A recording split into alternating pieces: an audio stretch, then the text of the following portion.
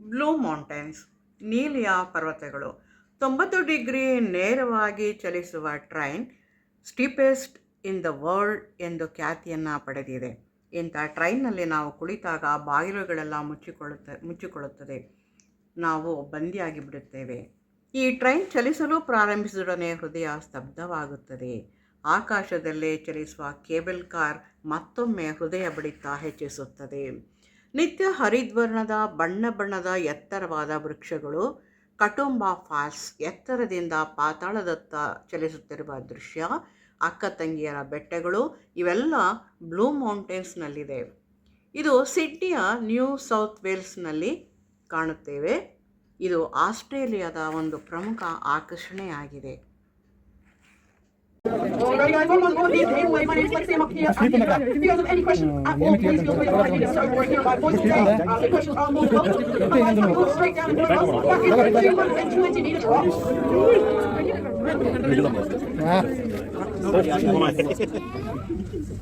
So looking out across the mountains, you might notice funnily enough there's a blue haze. Oh boy, I wonder how they got their name.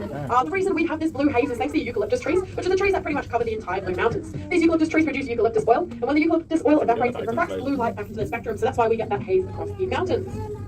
Now, of course, out to the left-hand side, we have the three sisters, Mina, Wima, and Gunny Doo. If you haven't seen them yet today, not too sure what you've been looking at, but there they are again. You might notice next to them there is kind of a little half one. Jill, just believe at one point in time there might have been up to 7 sisters along there. However, they are 14 million years old. So you can imagine since then we have had just a couple of years of erosion. Now, something cool about the sandstone escarpments all around us is it's actually really easy to tell which areas have been eroded recently. The areas that experience recent erosion will be that more orangey and yellow colour. That's actually the true colour of sandstone. When you do see that purple or grey colour, that's when moss like don't have the rock face. When it does get washed away, we get that beautiful orange colour again. Now, as we go into this rainforest canopy, you'll start to notice it is incredibly thick. Now, one of the reasons it's thick is for the regulation of temperature. In the summertime, when we get 36-degree heat, you can actually feel up to 8 degrees cooler in the rainforest. This is because all the sunlight gets blocked. The lyrebird. Oh yeah, the lyrebird mimics. Would like mimic the guy.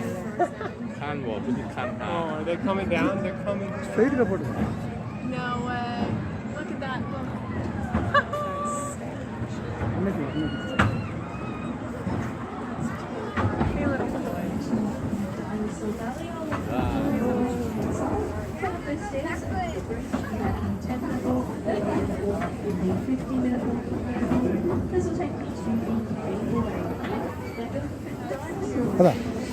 Did not find that glass floor very cool. No one made a sound.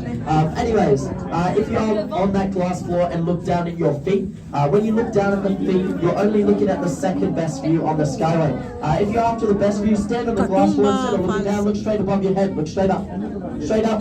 You're going to see yourself in a mirror. That's the best view here on the skyway. It's also a view you don't have to pay $50 for. So feel free to get a bit of life confidence, build your confidence, a bit of self-esteem. Look at yourself in the mirror every morning and say, I didn't pay $50 for this. So there you go. Anyways, if you haven't realized, my commentaries are a bit that's partially because I've been speaking on about 52 rides today, so how crazy is that? So I do get a little bit delusional, so if you have any questions, feel free to ask. More than happy to answer the 0 questions you'll ask. Today I've had a total of 2 questions, so if you guys can beat that, that's pretty impressive. Left-hand side, it's probably because I don't even give you a chance to speak, but that's alright. Left-hand side, underneath where these people are standing, are their light boxes. The light boxes light up this place at night, including Orphan Rock, the Three Sisters, and the Waterfall. So if you are here after dark, you're more than welcome to come do a night walk and see those sights at night.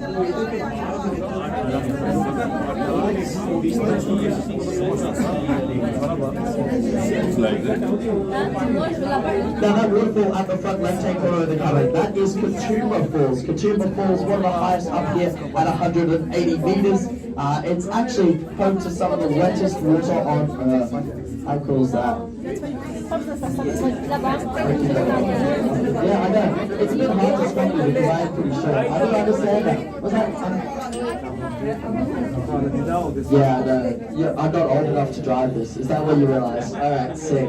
Anyways, yeah, I was talking about how wet of water Katoomba is.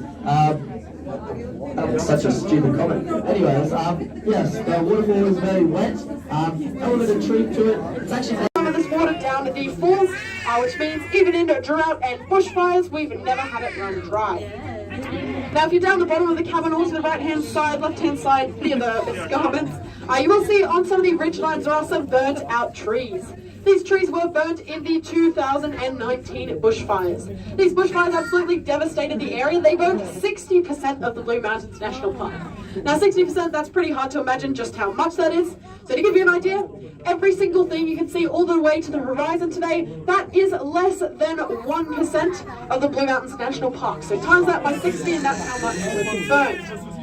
Now the big sandstone pillar you can see on the right hand side, that is called Orphan Rock. Now if you're taking a look at it and you're seeing the stairs up the side, you're seeing the hand railings on top and you're going, hey, that looks pretty good to climb. You're right, it does. And it looks even better to climb when you learn it has a couple $1,000s of fines if you do climb it.